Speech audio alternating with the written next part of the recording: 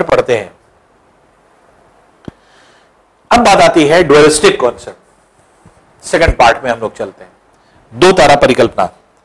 तो दो तारा परिकल्पना में देखिए क्या चीज है। दो तारा परिकल्पना में जैसे वैज्ञानिकों ने क्या माना कि पृथ्वी और अन्य ग्रह एक तारे नहीं, सूर्य से नहीं, बल्कि दो तारों से बने हैं।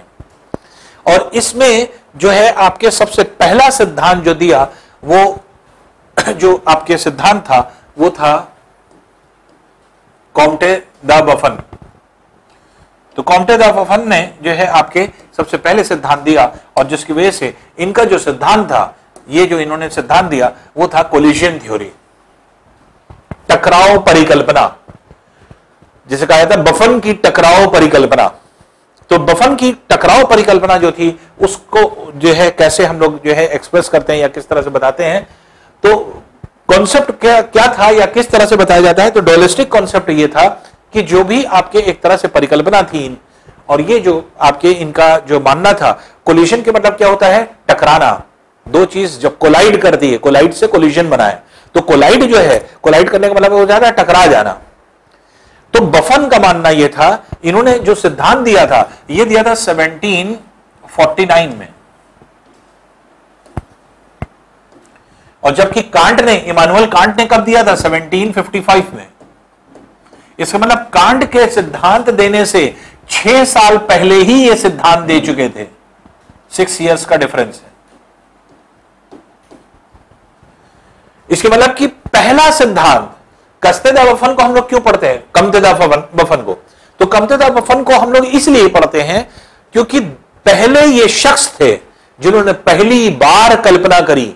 इनसे पहले किसी ने नहीं सोचा था कि ग्रह कैसे बने होंगे या पृथ्वी कैसे बनी होंगी। ये पहले शख्स हुए जिन्होंने पहली बार कल्पना करके उसको थ्योरी में कन्वर्ट किया। तो पहली बार इन्होंने कल्पना किया कि हाँ ग्रह कैसे बने होंगे, जबकि इनके सिद्धांत में बहुत ज्यादा दम नहीं था, बहुत ज्यादा जो है आपके एक तरह से चीजें जो है एक तरह से नहीं जो है बहुत ज्यादा फीजिबल थी, और ना ही बहुत साइंटिफिकली इन्होंने चीजों को प्रूफ किया। इनका यह मानना था, टकराव परिकल्पना क्या थी बफन की, इनका यह मानना था कि जो आपके पिंड है, तारे जिनको कहा जाता है, यूनिवर्स का फॉर्मेशन हुआ, ढेर सारे तारे बन गए, तो इनका यह मानना है सारे तारे घूम रहे हैं। तो इनका यह मानना था कि एक कोई विशाल तारा था जो हमारा सूर्य था, अपने अक्ष पर घूर्णन गति कर रहा है, रोटेट कर रहा है।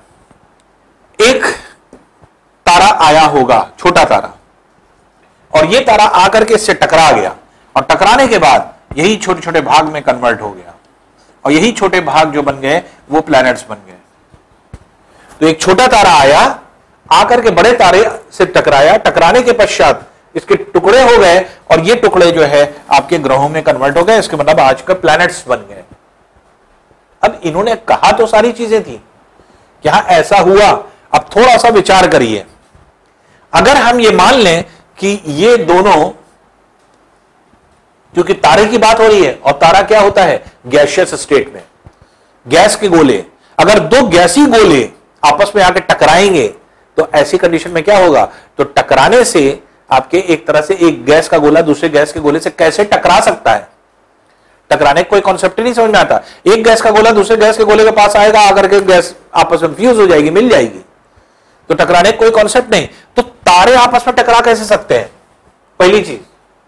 दूसरी इंपॉर्टेंट चीज, अगर दोनों को ठोस मान लें, जो कि आपके डायग्राम में भी शो किया गया है, अगर हम इसे ठोस मान लें, तो ठोस मान लें तब संभव है कि एक तारा आया, ठोस था, दूसरे ठोस तारे से आकर के टकराया, और टकरा करके ये छोटे छोटे टुकड़े में कन्वर्ट हो गया। लेकिन जब हम तारा कह रहे हैं, विशालकाय तारा, और ठोस भी कह रहे हैं, तो तारे में इसके मतलब एनर्जी बहुत कम थी, और वो ठोस था। आज सूर्य के पास जितनी एनर्जी है, अगर ये पहले ठोस थे, तो ये टकराने के बाद छोटा तारा 9 भाग में टूट गया, 9 ग्रह बन गए, वो समझ में आती है बात। लेकिन जो ठोस था वो गैसी पिंड में कैसे कन्वर्ट हुआ होगा, गैसियस स्टेट में कैसे कन्वर्ट हुआ होगा, क्योंकि गैस का गोला है सूरज, तो सूर्य गैस का गोला है, तो ठोस कैसे गैसी गोले में कन्वर्ट हुआ, ये प्रश्न उठ गया। तो इसमें जो है आपके क्वेश्चन ये उठता है कि दोनों को अगर हम गैस का गोला मान लें तो दो गैस के गोले टकरा ही नहीं सकते, मिल जाएंगे, मिक्सअप हो जाएंगे। दोनों को अगर हम ठोस मान लें तो समस्या ये आती है, ठोस मान लेंगे तो 9 ग्रह बन सकते हैं, छोटा तारा टूट गया, बड़ा तारा बचा रह गया, लेकिन ये बड़ा तारा कैसे ठोस से गैसीय अवस्था में आया होगा, इसके पास एनर्जी कहां से आई? तो इतनी एनर्जी कैसे आई कि जितना आज सूर्य के पास है, जो कि गैसियस स्टेट में कन्वर्ट हो गया। तो अब वही चीज जो है आपके एक्सप्लेन करना जो है संभव नहीं था, और दो तारे आपस में टकरा सकते हैं ऐसा जो है इन्होंने ऐसा बोला, लेकिन टकराव परिकल्पना कोई बहुत ज्यादा जस्टिफाइड नहीं थी।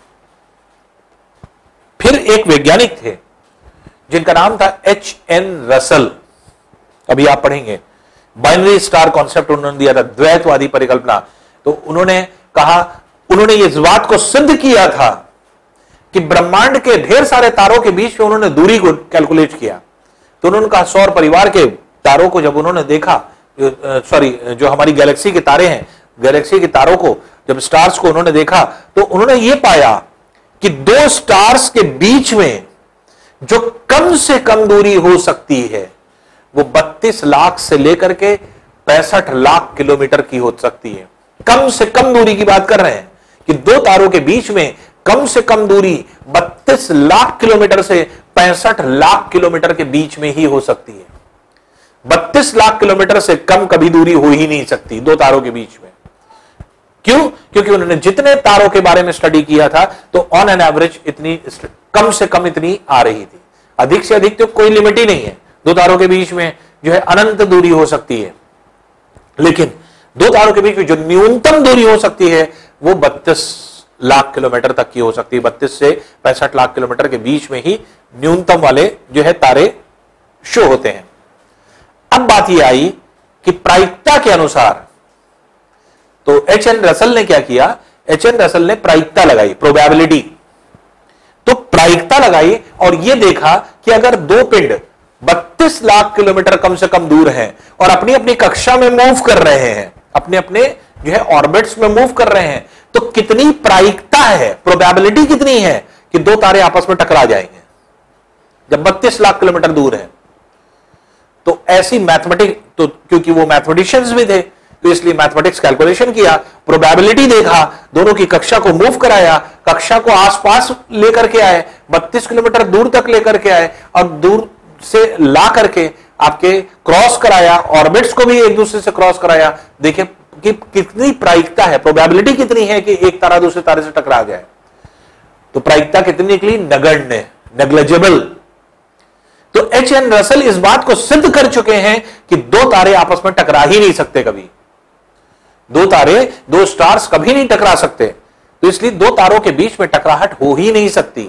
तो इस वजह से जो है उनका सिद्धांत, तो उस अगर हम H.N. रसल की बात देखें तो ये वाला सिद्धांत वैसे भी बेकार हो जाता है, इसका कोई मतलब नहीं रहता कोलिशन थ्योरी का, क्योंकि ये तो सीधे कह रहे हैं, बफन ने ये कह दिया कि एक तारा दूसरे तारे से टकरा गया, जबकि H.N. रसल जो है ये आपके इस बात को सिद्ध कर रहे हैं कि हां दो तारे आपस में टकरा ही नहीं सकते, उसकी प्रायिकता नगण्य है, नेग्लिजिबल है।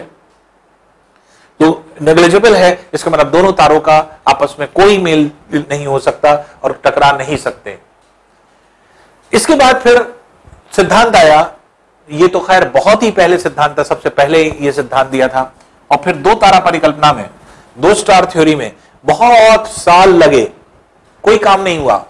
वैज्ञानिक आपस में खाली ढूंढ रहे थे, सोच रहे थे, बाकी बता रहे थे जो है सारी चीजों को, लेकिन कोई बहुत ज्यादा कॉन्क्रीट चीज नहीं मिली। फिर 1905 में आकर के, 1905 में आकर के एक चेम्बरलिन महोदय थे, जो वैज्ञानिक थे, स्कॉलर थे चेम्बरलिन।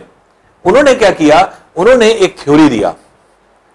उनकी थ्योरी भी बहुत ज्यादा इफेक्टिव नहीं थी, लेकिन उन्होंने जो थ्योरी दिया उनसे काफी कुछ जो है बातें समझ में आई। चेम्बरलिन का क्या मानना था? उन्होंने कौन सा थ्योरी दिया? इन्होंने कहा प्लैनेटेसिमल थ्योरी। प्लैनेटेसिमल थ्योरी क्या थी? प्लैनेटेसिमल क्या होता है? प्लैनेट्स से प्लैनेटेसिमल बना है। प्लैनेटेसिमल मतलब क्या होता है? प्लैनेट मतलब होता है बड़ा पिंड, प्लैनेटेसिमल मतलब होता है छोटा सा टुकड़ा। तो छोटे छोटे जो पत्थर के टुकड़े हैं, उस पत्थर के टुकड़े को प्लैनेटेसिमल कहा गया। तो प्लैनेटेसिमल थ्योरी क्या थी? इनका यह मानना था कि प्लैनेटेसिमल थ्योरी इस तरह से बनी कि इनका यह मानना था कि एक तारा जो था वो आपके एक तरह से मौजूद था, दूसरा तारा कहीं से गुजरा होगा और गुजरने की वजह से इस तारे से थोड़े थोड़े पदार्थ बाहर की ओर निकल आए, और जो पदार्थ निकल आए यही जो है आपके पत्थरों के टुकड़े थे जो आपके एक तरह से बाहर की ओर निकले। तो गैसी पिंड बाहर पहले निकला होगा और निकलने के बाद जो है आपके एक तरह से ठंडा होकर के ये पत्थरों में कन्वर्ट हो गया होगा। तो ये पत्थरों में कन्वर्जन जैसे यहां पर दिखाया जा रहा है, देखिए विशालकाय तारे का मार्ग जी जा रहा है, सूर्य ये है, तो जब ये गुजरा होगा इसने खींचा, खींचने की वजह से ये गैसी पिंड बाहर की तरफ निकले, और जब गैसी पिंड बाहर की तरफ निकले धीरे धीरे ठंडे हुए होंगे और ठंडे होकर के यही ग्रहों में कन्वर्ट हो गए होंगे और ये तारा अपनी जगह कहीं चला गया।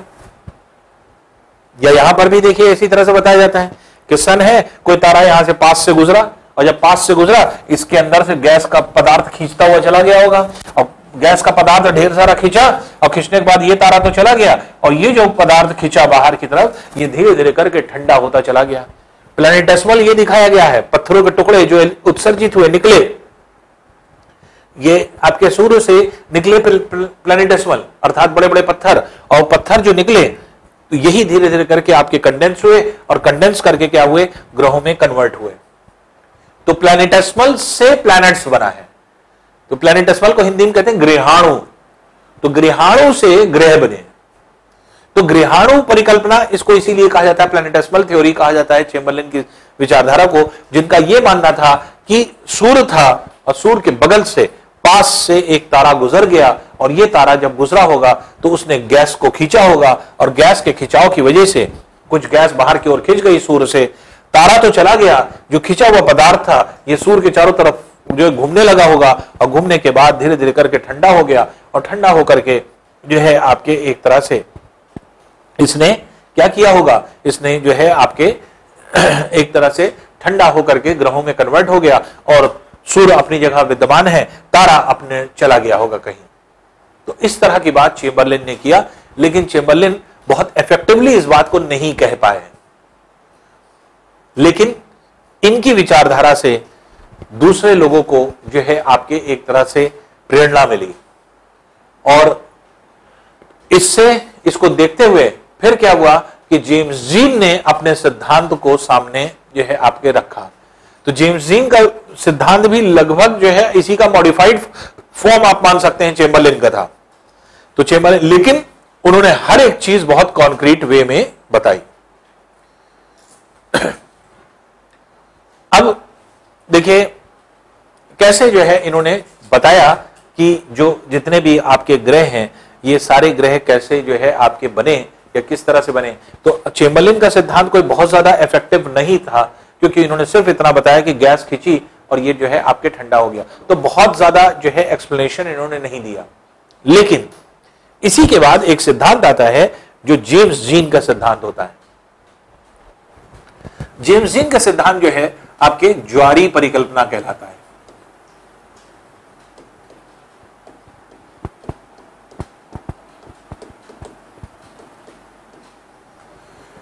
जो टाइडल शब्द है ज्वारी, ज्वार का संबंध क्या है, अभी आप पढ़ेंगे, ज्वार भाटा एक टॉपिक आएगा उसमें। जैसे पृथ्वी है, पृथ्वी के बाहर जल मंडल है, फिर और बाहर वायुमंडल है। जैसे जैसे पृथ्वी घूम रही है, पृथ्वी का ठोस भाग, द्रवी भाग, लिक्विड पार्ट, और गैसी भाग, गैशियस पार्ट, सारा सॉलिड, लिक्विड, गैस सब एक साथ मूव कर रहा है। इसका मतलब कि अर्थ के साथ, अर्थ का एटमॉस्फेयर, अर्थ का वाटर, ओशंस, ये सब एक साथ मूव कर रहे हैं। तो अर्थ अलग नहीं, जल अलग नहीं, उसका वायुमंडल अलग नहीं, बल्कि ये कंप्लीट चीज अर्थ कहलाती है। जो एटमॉस्फेयर है वो भी अर्थ का ही पार्ट है। इसका मतलब अर्थ 3 भागों से मिलकर के बना है, ठोस, द्रव, गैस। ये कंप्लीट चीज जो है आपके एक तरह से जो एटमॉस्फेयर है वो अर्थ से अलग थोड़ी है। हम ये थोड़ी कहेंगे कि अर्थ अलग है, अर्थ के ऊपर पानी है और पानी के ऊपर जो है आपके, या फिर अर्थ के चारों तरफ जो है वायुमंडल है। अर्थ इज कंपोज्ड ऑफ 3 जो है आपके मीडियम्स, पहला मीडियम क्या है? सॉलिड। सॉलिड मीडियम जो है वो आपके सरफेस है, सॉलिड सरफेस। दूसरा क्या है? Liquid, water surface. तीसरा क्या है? गैशियस, जो कि एटमॉस्फेयर, जिसको हमने नाम दिया। तो तीन पार्ट को हमने अलग अलग नाम दे दिया है, जबकि है क्या? ये अर्थ का ही सरफेस होता है जो कि पाया जाता है। आगे चल करके अभी एक टॉपिक आप पढ़ेंगे, टाइड्स एंड एब्स, ज्वार भाटा। ज्वार भाटा क्या होता है? ज्वार भाटा ये होता है कि जब सूर्य या चंद्रमा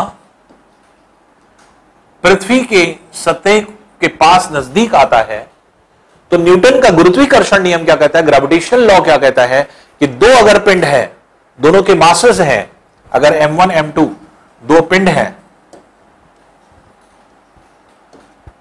तो ये एक दूसरे के ऊपर आकर्षण बल लगाते हैं, फोर्स लगाते हैं, और ये फोर्स क्या होता है?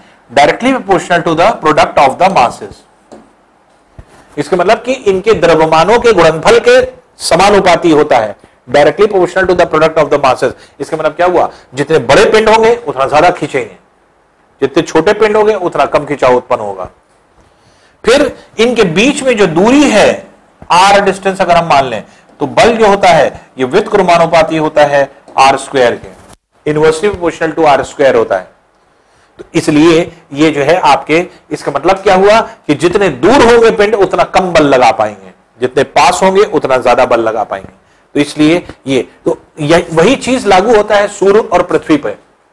सूर्य या चंद्रमा जब पृथ्वी के बहुत नजदीक आ जाता है तो पृथ्वी को खींचने लगता है, पृथ्वी को खींचता है, और जब पृथ्वी को खींचता है तो पृथ्वी का ठोस भाग तो दृढ़ है, फिक्स है, लेकिन जल का भाग बाहर की ओर खींचने लगता है। जब जल का भाग बाहर की ओर खींचने लगता है तो इसका मतलब क्या होता है? ये जल का तल उड़ जाता है, सी लेवल रेज कर जाता है। तो जिधर की तरफ चंद्रमा होता है, सूर्य होता है, उधर की तरफ जल खिंचा हुआ होता है, और अगर कहीं पे जल खिंचा है तो कहीं दूसरी तरफ दबा होगा। जब एक तरफ आप जल को खींचेंगे तो इधर क्या हो जाएगा? दब जाएगा। तो इसके मतलब कि एक जगह सी लेवल डाउन होता है तो दूसरी जगह सी लेवल अप हो जाता है, तो पानी इस तरह से हो जाता है। तो इस उठने वाले इस बल की वजह से जल का स्तर उठ रहा है, सी लेवल उठ रहा है। इसी बल को क्या कहा जाता है? टाइडल फोर्स, ज्वारी बल। तो जेम्स जीन ने क्या कहा कि ज्वार का कॉन्सेप्ट क्या था? इन्होंने कहा कि एक ज्वारी बल लगा एक तारे और दूसरे तारे के बीच में। तो इनका यह मानना था कि पहले सूर्य था, प्रोटोसन, प्राचीन सूर्य, एक विशाल तारा इसके नजदीक से गुजरा होगा,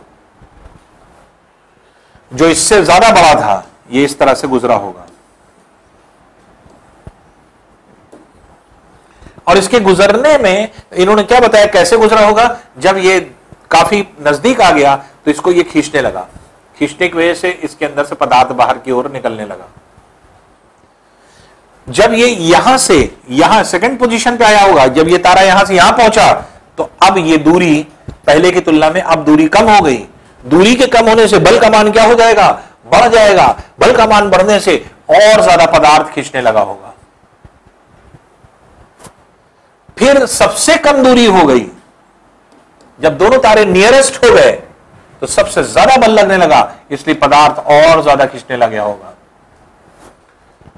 इसी तरह से अब जब ये तारा दूर जाने लगा, दूरी बढ़ गई, और दूरी के बढ़ने से अब पदार्थ जो है आपके कम मात्रा में निकलने लगा होगा।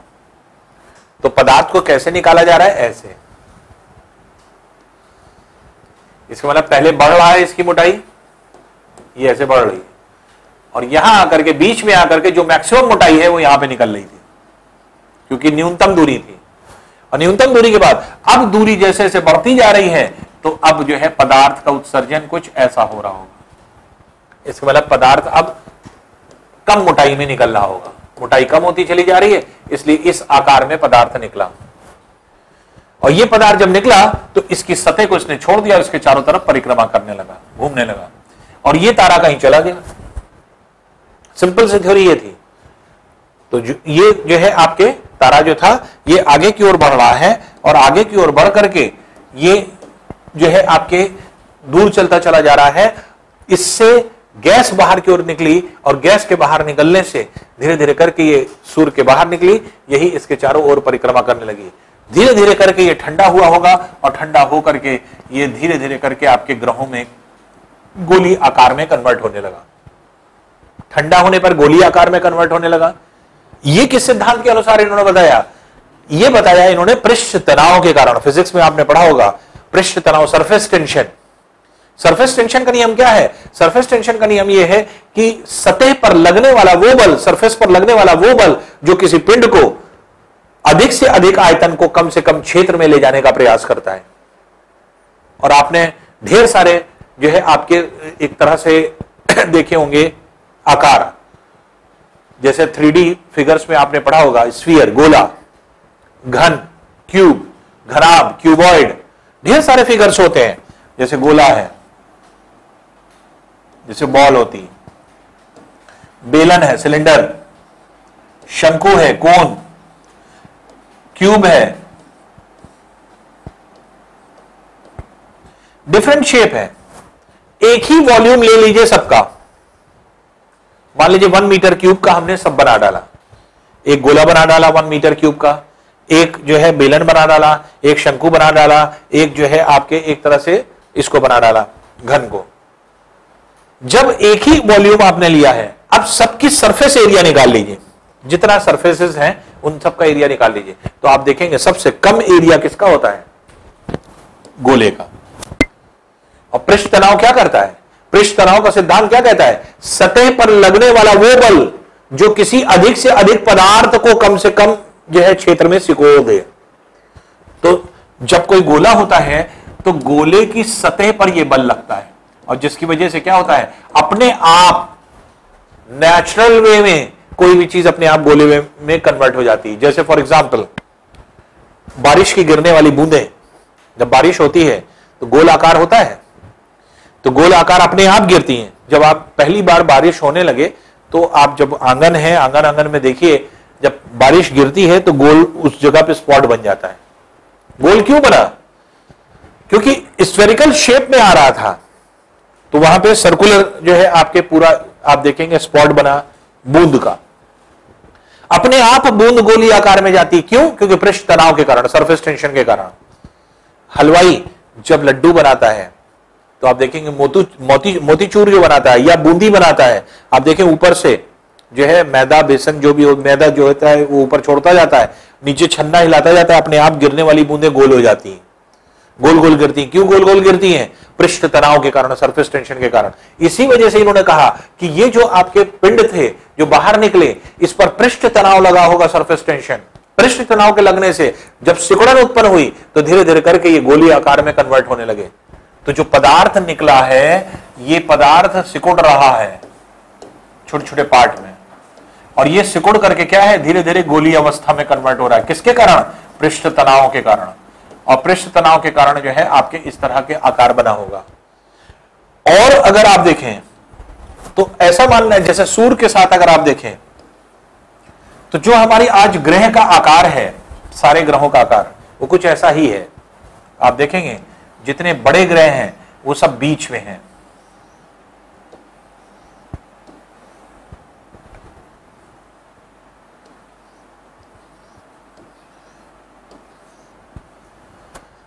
तो हमारे आज ग्रह का आकार भी यही है।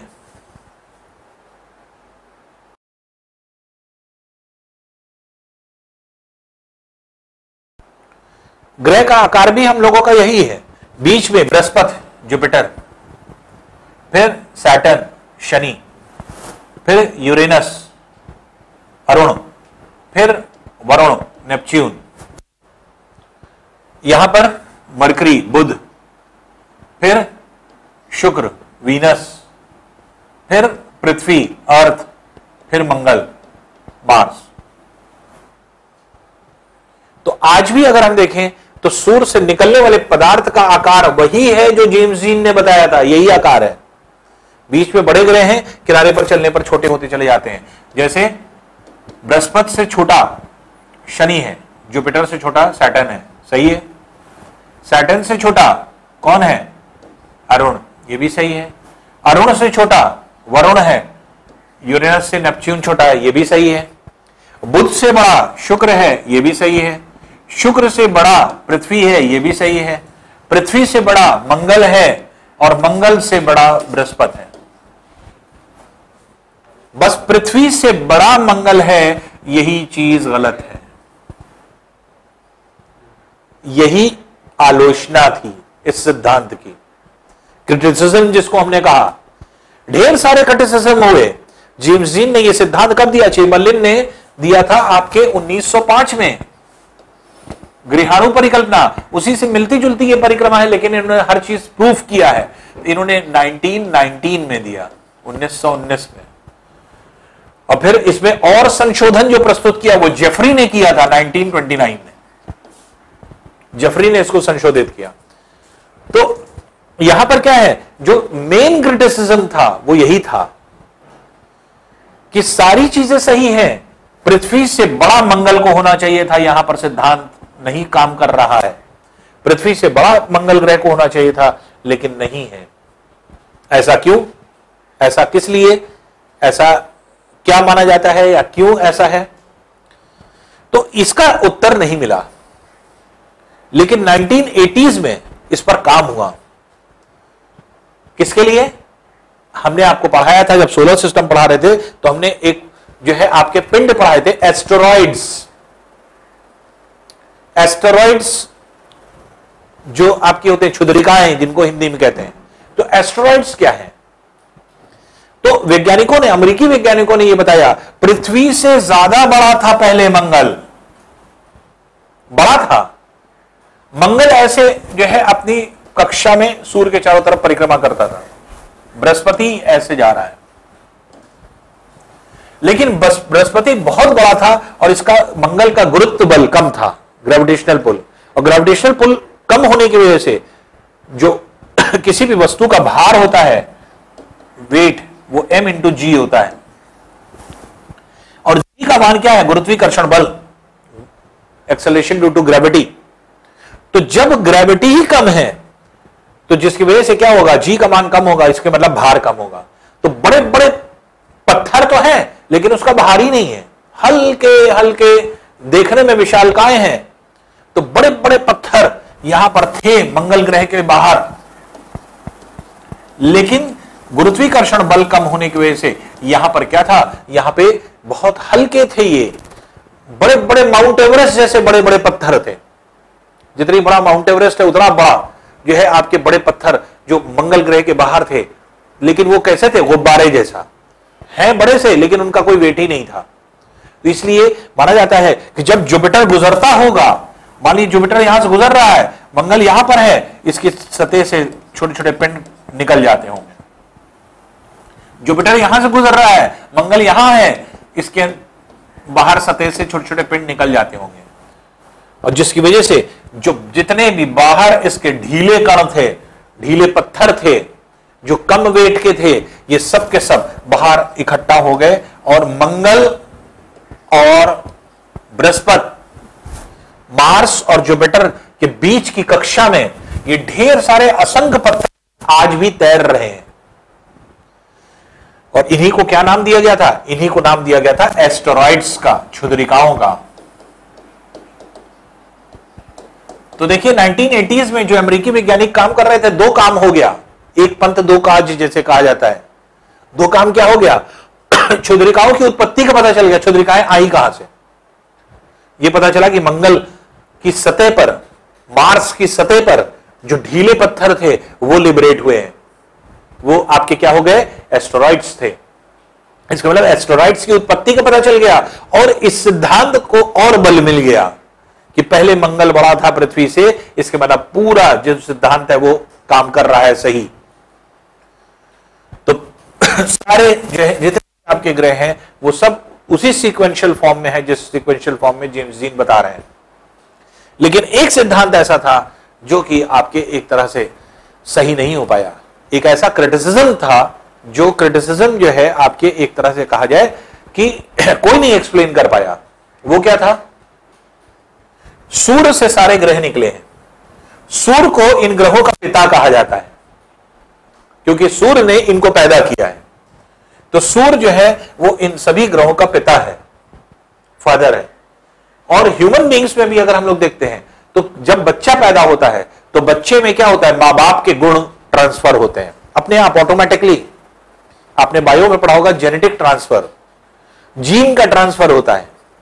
तो अगर मान लीजिए 50% जीन आए मदर से तो 50% जीन आए फादर से।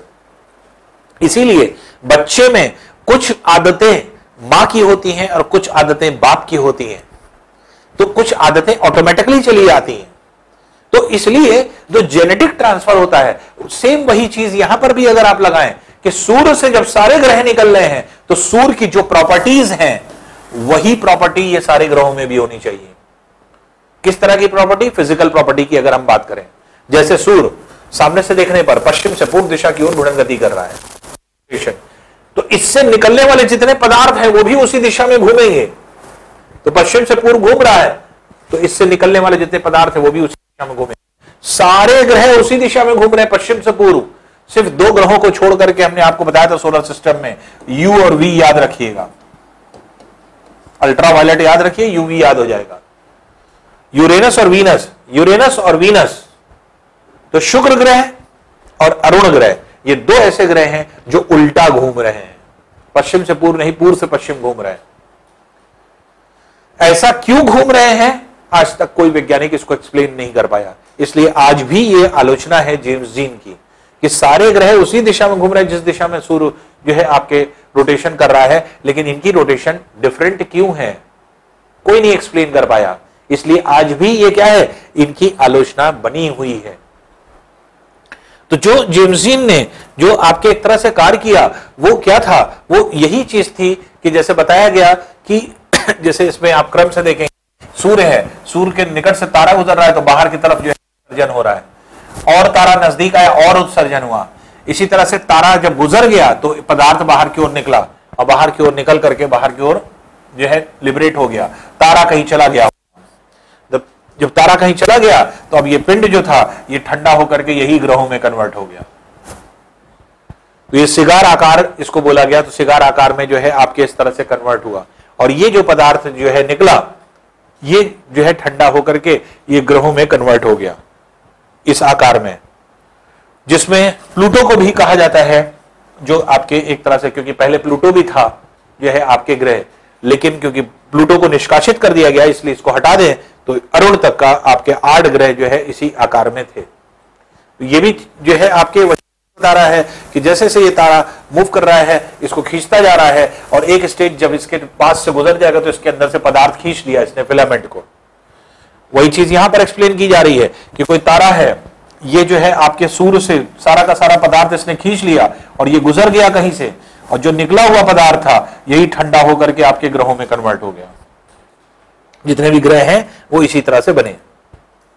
तो ये जेम्स जीन का सिद्धांत था जिसके आधार पर यह बताया गया कि जितने भी ग्रह बने हैं ये इसी तरह से बने हैं। तो जो ज्वारी बल है, ये जो बल लग रहा है ये ज्वारी बल है, तो ज्वारी बल की वजह से क्योंकि बताया गया, इसीलिए इसको ज्वारी परिकल्पना कहा जाता है, tidal concept of James gene.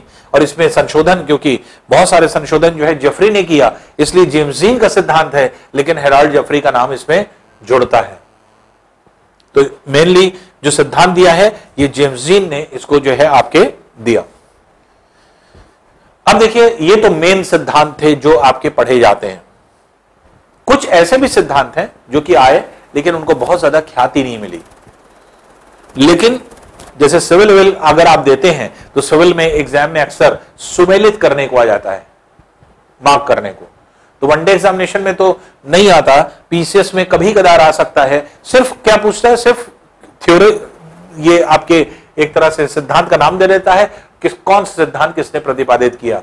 जैसे binary star concept, H.N.. Russell, जिसकी बात हमने बताई थी आपको, एच.एन. रसल जिन्होंने यह सिद्ध किया था कि दो तारे आपस में टकरा नहीं सकते कभी।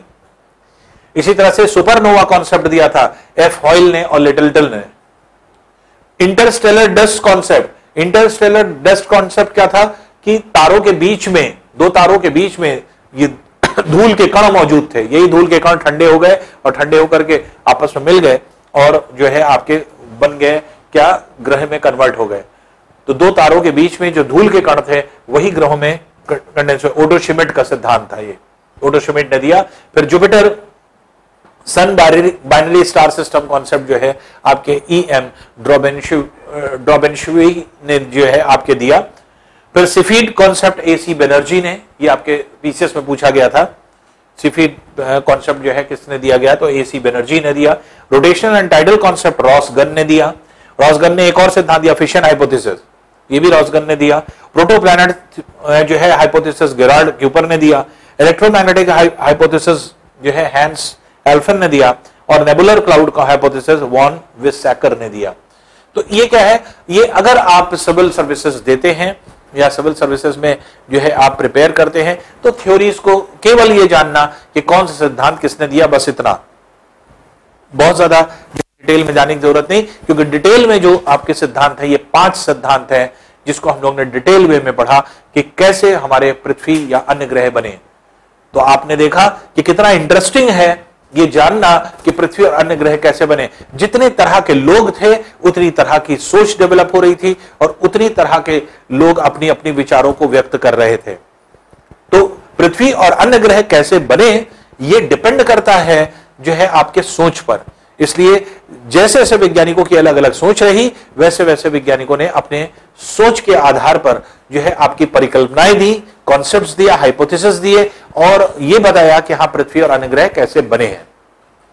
बस आपको यह समझना होता है, क्योंकि इसकी बहुत डिटेलिंग नहीं होती।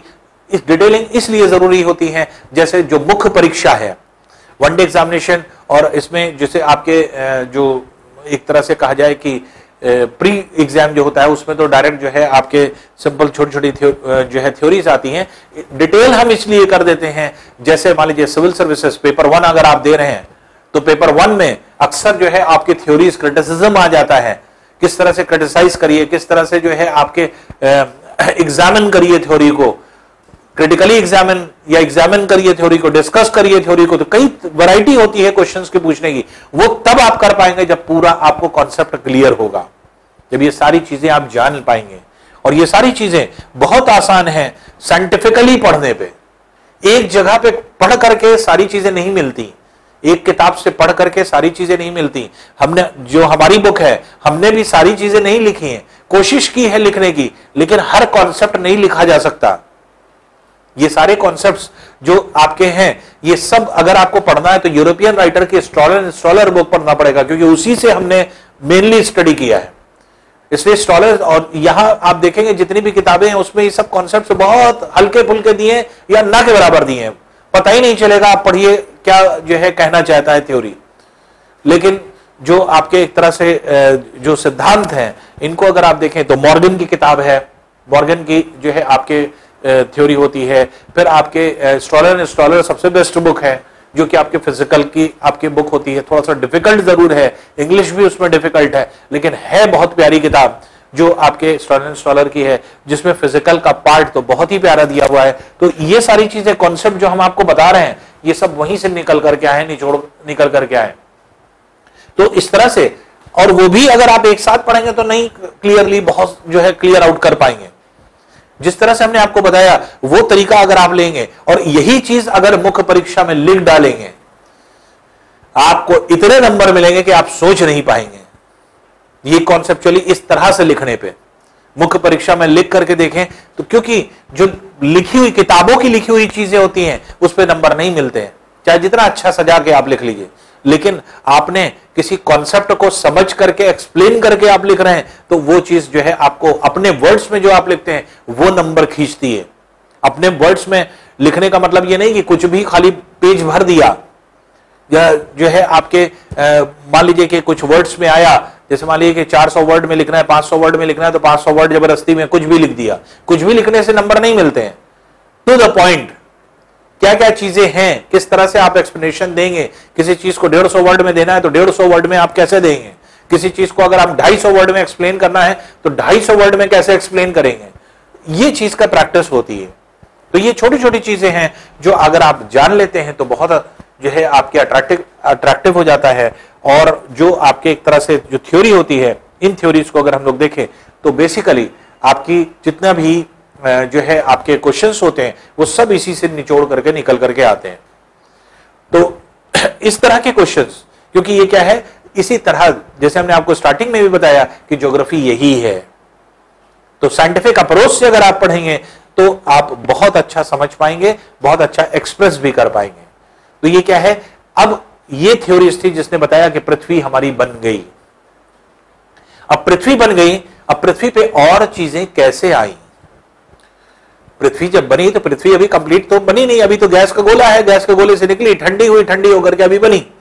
लेकिन पृथ्वी पर वायुमंडल आया, पृथ्वी पर जलमंडल आया, कैसे आया या किस तरह से पृथ्वी पर जो है ये सारी चीजें आई होंगी, तो नेक्स्ट जो है टॉपिक में हम लोग इसी जो है इंपॉर्टेंट पार्ट को डिस्कस करने वाले हैं। तो नेक्स्ट टॉपिक में आपसे फिर मुलाकात होगी। Thank you.